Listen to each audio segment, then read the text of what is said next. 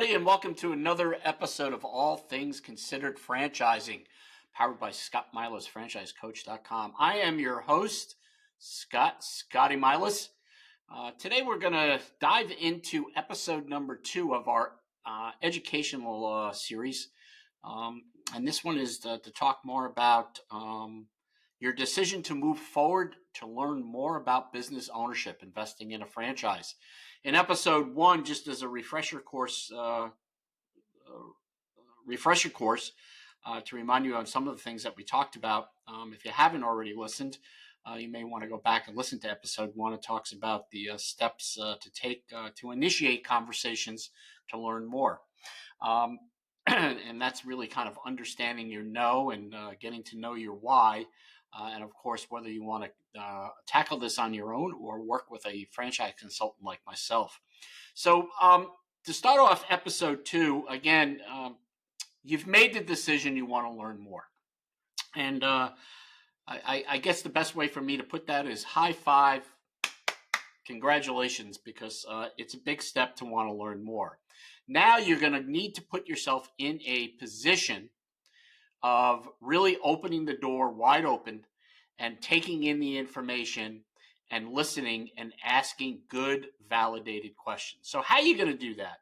So your first step is decide if you're going to work on this on your own or work with a consultant. So let's take the first one, doing this on your own. So the first step I would encourage you to do is to grab a legal size piece of paper, sit down with a significant other, spouse, a partner, and draw up some ideas, categories, things that you would like to invest in, or business categories you would like to invest in, and really kind of research responsibilities or discuss the responsibilities that each of you are going to take. Now, you may be in a situation where you are the investor and you have an operational partner, or vice versa, or you have a spouse that's really kind of saying, hey, Bob, hey, Tom, hey, Mary, hey, Susan, you know what? I'll support you, but I don't want anything to do with this business. So this is going to be your career. So if you want to take this leap, great. If you want to bounce ideas off me, talk to me about it, great. But I would certainly encourage whatever direction you take or how you move forward on this, that you keep your operational partner, significant other, spouse in the loop of what's going on. If your spouse is going to be involved in the business, I would encourage you both to sit down at the dinner table or after dinner, whether it's a cup of coffee, bottle of wine, a stiff drink, as they say, and each of you kind of write out what you think the other's responsibility in the business are going to be. And again, you don't have to know what business you're going to be investing in, but you really want to get a basis of what the other's responsibilities are going to be and discuss it and agree to it as you move forward and decide on the business. The last thing you want to do is invest in a business, open a business, start a business, and have the business interfere with your relationship. And if you have kids, the relationship with the kids. So that's step number 1. So let's just say as we continue down the path that you're wanting to do this on your own, I would encourage you to decide what categories or what things are of interest to you. Let's throw out some categories that may be of interest. Pets. I love the pet industry. Why do I love the pet industry? It's a need, not a want. More and more families, homes have pets than ever before. And with people kind of going back to work or getting out of the home office scenario, people need services for pets, whether it's grooming, whether it's veterinarian transportation, whether it's dog sitting, cat sitting, dog walking, medication. There are just a whole bunch of different services in the pet industry. The other industries that I really like, more of needs and wants, are beauty, hair, reoccurring revenue. Everybody needs a haircut, or everybody wants a haircut, and typically people are getting their haircut every 6 to 8 weeks. It's recession resistant. It's technology resistant, because let's face it, your smartphone is not going to cut your hair although the application, the technology in the sense of being able to book online is important as far as the operation of the brand. So needs versus wants, those are just a couple of categories. Wants are what I consider the food industry. I want to go out to dinner tonight. I want to go out for breakfast. I want to go out to lunch. It's the need to eat is obviously there. I mean, we can all agree on that, but the need or the want to go out is a whole different category. Health and fitness. I want to be healthy. It's not necessarily a need, although it should be, but I want to go to the gym today. I want to go to my nutritionist. I want to go see a specialist on dietary. So these are just some of the things that you should be talking about as far as categories, needs versus wants. Other types of categories, education, children's education, home services. The other thing to start thinking about is your skill sets as far as sales aptitude. Are you the type of person that can sit in a board meeting and make a presentation? Can you go to somebody's home or business and make a presentation? Are you the type of person that can promote your business at a chamber event, a BNI, business networking event? So these are all the skill sets that you have to kind of look at yourself in regards to any type of service-based business, whether it's B2C or B2B. The other thing you have to start taking a look at is obviously the time that you want to put into a business. There is a trend right now that everybody's thinking semi-absentee. Well, I am a firm believer there's really no such thing as semi-absentee. Now, there are what we call true passive investments where the brand is going to run the business for you. They're slim as far as the number of companies that do this, but they are out there. But semi-absentee, you still have to put 20 hours a week in. So if you're already working 50, 60 hours a week, and you have to now put in another 20, and that's a lot of that could be oversight, managing the manager, payroll, the books. You also have to keep your options open if there's kind of a need for you to get into the location or there's a problem at someone's home or business on a service that your company may be providing. So again, I would caution you on semi-absentee. Personally, I would tell you that if you really want to open your business, the best way to do that is to do this by exiting corporate America and spending the time that you're putting in the corporate side into your own business. That's the best way to scale the business. It's the fastest way to be successful. And again, you're hands-on. You become, kind of the owner of the business day to day and managing your employees and, other related managers that you may have. So those are some of the things that you can start thinking about yourself. But the issue you're going to run into if you're doing this all by yourself is how do you find those brands that fit into those categories?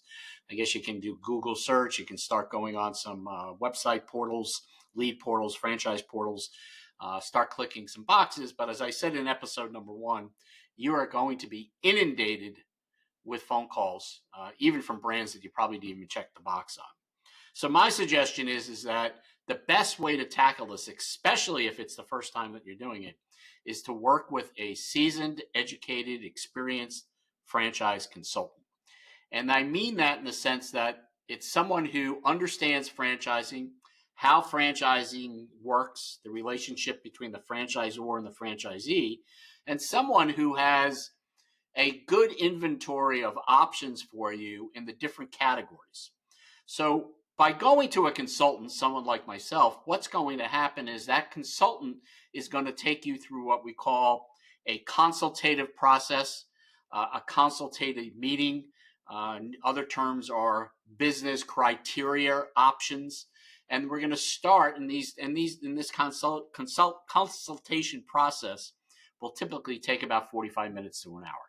And really, we're going to start breaking down your understanding your why a little bit more, getting into a lot more minutia of the details, and also understanding what your no is. We're going to start talking about financial goals. But the biggest picture that we're going to start painting is if you were to open a business and you were in the process of investing, and you've been open 5 years, how would life be different for you? So we're going to put you in a seat to start thinking as a business owner and not as a W-2 employee. So that's the beauty of working with a franchise consultant, someone like myself. We're just going to break this all out for you. And by the end of that criteria business meeting, the consultation, extensive amount of notes on the consultant side, we're going to be able to present to you kind of a roadmap and a best case scenario and be able to introduce you to options, brands that kind of fit that criteria.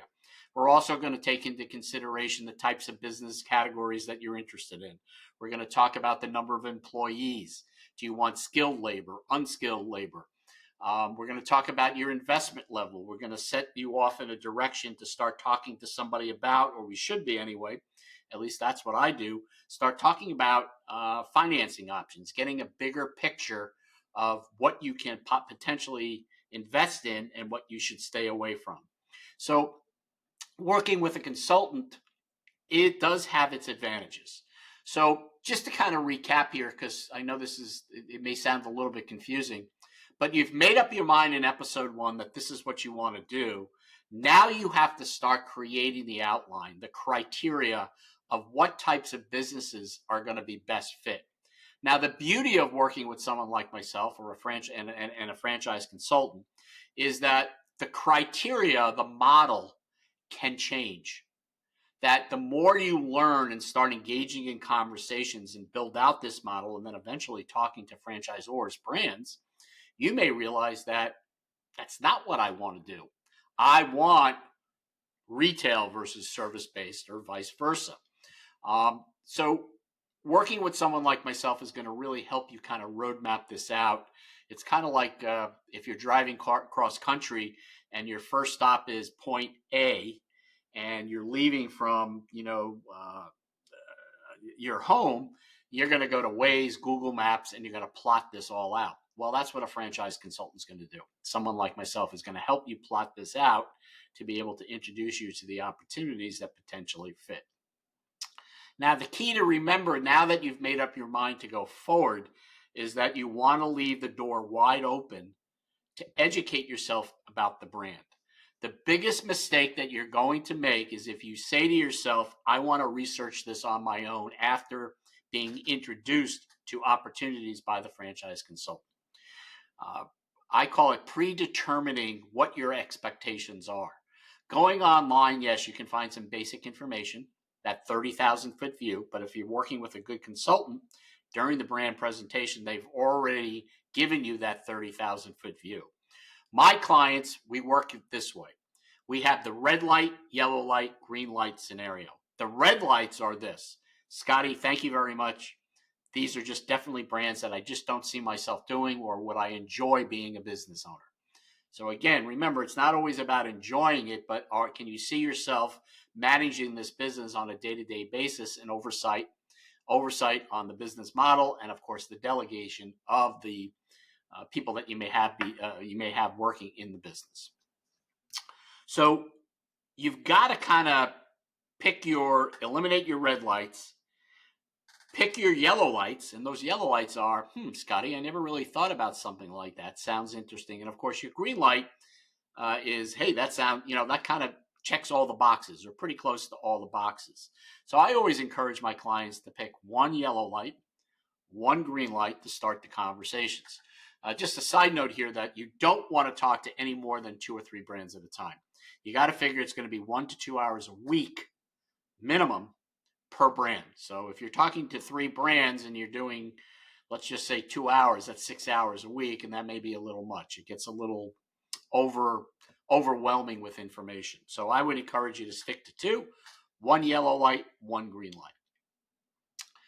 So just to recap here, in step 2 here in this educational series, after you've made up your mind you want to learn more, you really have to draw out your roadmap. So if you're going to do it yourself, draw out your roadmap. Just don't go online and start picking brands. Start, categorizing this and breaking it down to what you're looking for in a business, investment level, what your potential earnings are that you want to earn. If you're working with a consultant, like myself, a consultant can help you do this. So that's it for now in episode 2, but that's how you strategically start thinking about and start looking at brands. Again, I don't encourage anybody just to go online and start checking boxes because it's just not going to work. There's a lot of details, fine print that you're going to want to know about the brand before you start actually having those conversations with them. So that's it for now. I'm Scotty Milas. Again, founder and podcast host of All Things Considered Franchising. Visit our website at allthingsconsideredfranchising.com or go to all of the podcast channels to see all of our 70 plus episodes at this point. And of course, this is educational series number 2 on the path to business ownership.